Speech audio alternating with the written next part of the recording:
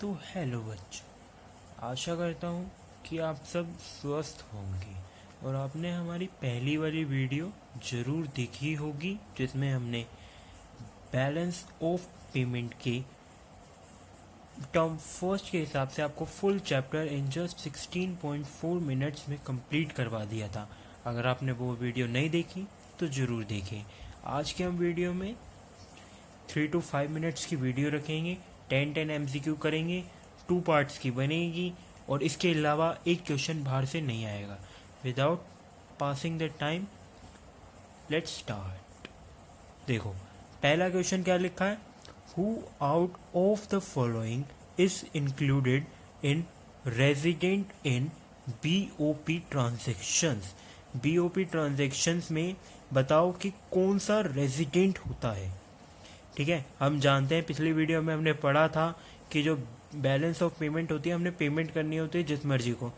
तो ये देखो फर्म में वो कुछ उगाएंगे, मतलब कि फर्म में पैसा लगाएंगे तभी तो आगे बढ़ेगी, इसमें पैसा देते हैं।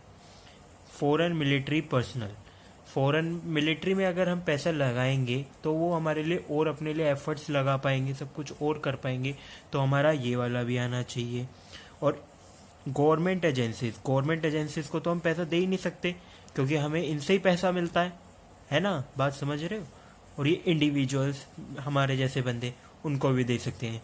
पहले ही ऊपर लिखा हुआ है in the following questions there may be one और more than one correct answer, एक से ज़्यादा आंसर करेक्ट हो सकती हैं तो उनको करेक्ट करना है। देखो मेरे हिसाब से फर्म भी होना चाहिए, फॉरेन मिलिट्री पर्सनल भी होना चाहिए, गवर्नमेंट, ये देखो जूम करता हूँ मैं, गवर्नमेंट एजेंसी नहीं होना चाहिए क्योंकि हम इनसे ही पैसा लेते हैं। तो हमारा इसमें आंसर हो जाएगा A, B एंड D। ठीक है, सेकेंड क्वेश्चन है accounting statement date provide systematic record. एक हमें ऐसी अकाउंटिंग स्टेटमेंट बतानी है जो हमें सिस्टमैटिक रिकॉर्ड देती है, किसका, इकोनॉमिक ट्रांजैक्शंस का, किसके बीच में, between resident of the country और रेस्ट ऑफ द वर्ल्ड, एक कंट्री के बीच और पूरे के पूरे वर्ल्ड के बीच। तो हम देखते हैं इसके ऑप्शंस क्या क्या दिए हुए हैं। बैलेंस ऑफ पेमेंट ये होता है क्योंकि हमने पीछे पढ़ा था economic transactions directly gives us systematic record between the country and the rest of the world. ठीक है, बैलेंस ऑफ ट्रेड व्यापार नहीं कर सकते, ये व्यापार के ऊपर नहीं है, इकोनॉमिक ट्रांजैक्शंस हैं। गवर्नमेंट बजट, इससे कोई लिंक ही नहीं हो रहा है तो ये भी नहीं हो सकता, नन ऑफ दीज तो है ही नहीं।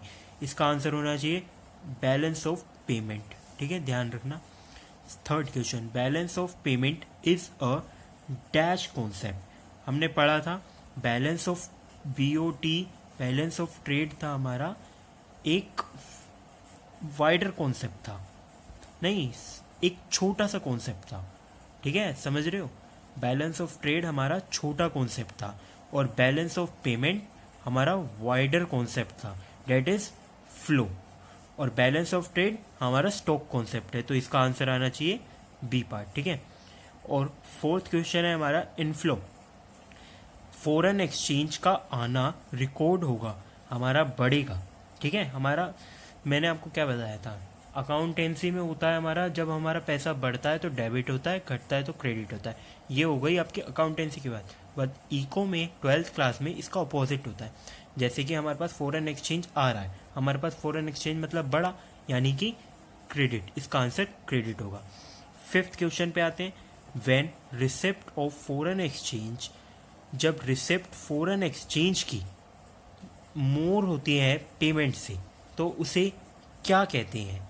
ये देखो मैंने आपको बताया था रिसिप्ट बड़ा पेमेंट से सरप्लस होता है, रिसिप्ट छोटा है पेमेंट से ये डेफिशिट होता है, और रिसिप्ट इक्वल होता है पेमेंट से तो ये इक्विलिब्रियम होता है। ये आपको मैंने बताया था, तो इसका आंसर होगा सीधा सीधा सरप्लस B पार्ट। ठीक है, unilateral transfers are known as, देखो यूनिलेटरल मैंने आपको बताया था, बताया नहीं था तो दोबारा बता देता हूँ। यूनिलेटरल होता है दोनों साइड का, यानी कि बायलेटरल भी हो सकता है,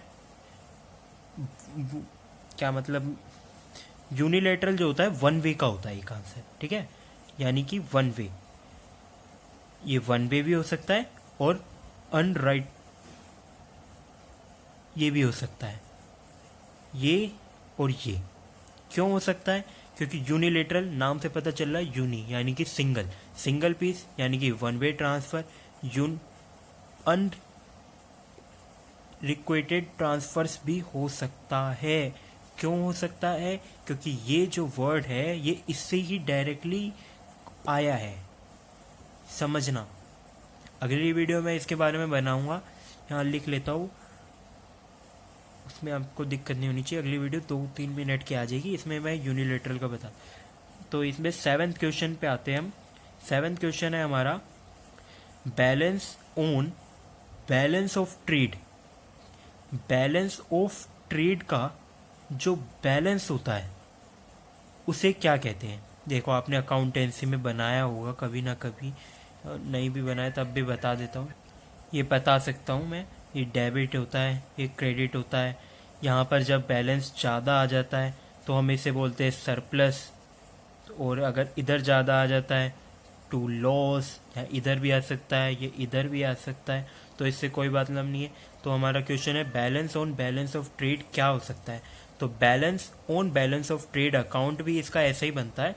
तो ये हमारा सरप्लस भी हो सकता है, प्रॉफिट भी आ सकता है, डेफिसिट लॉस भी हो सकता है।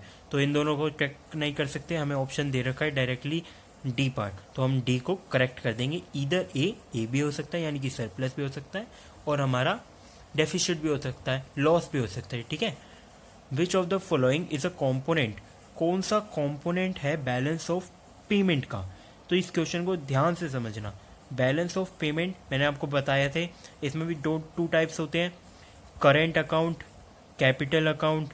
करेंट अकाउंट में मैंने आपको पार्ट्स भी लिखवाए थे मेरे, अगर नहीं देखे आपने पिछली वीडियो को देखें अच्छे से, कॉन्सेप्ट क्लियर होगा, ठीक है। बैलेंस ऑफ पेमेंट के कौन कौन से पार्ट होते हैं? नॉमिनल नहीं हो सकता, रियल भी नहीं हो सकता, तो आपका करेंट अकाउंट और कैपिटल अकाउंट होता है। ये मैंने उसमें पूरा एकदम ब्रीफली बताया आपको। और ये हमारा 9th क्वेश्चन, एक्सपोर्ट और import of goods is also known as invisible trade, visible trade, one sided transaction, untrade. ये देखो, एक्सपोर्ट सामान दिया, देखा जा सकता है, इम्पोर्ट सामान लिया, देखा जा सकता है, इनविजिबल तो हो ही नहीं सकता, वन साइडेड ट्रांजैक्शन भी नहीं है, टू साइडेड है, बायलैटरल है, हम क्योंकि सामान देंगे सामान लेंगे, बायलैटरल हो गया, ये भी नहीं हो सकता। अनरिक्वेटेड ट्रांजैक्शंस, क्योंकि ये साइडेड उससे ही सीधा वन वे ट्रांजैक्शन से ही होता है सीधा लिंक, ये भी तो भी नहीं हो सकता। विजिबल ट्रेड होता है क्योंकि हम सामान देख सकते हैं, ले सकते हैं, सब कुछ कर सकते हैं, टच कर सकते हैं, दिस इज टेंजिबल ऑल्सो, ठीक है।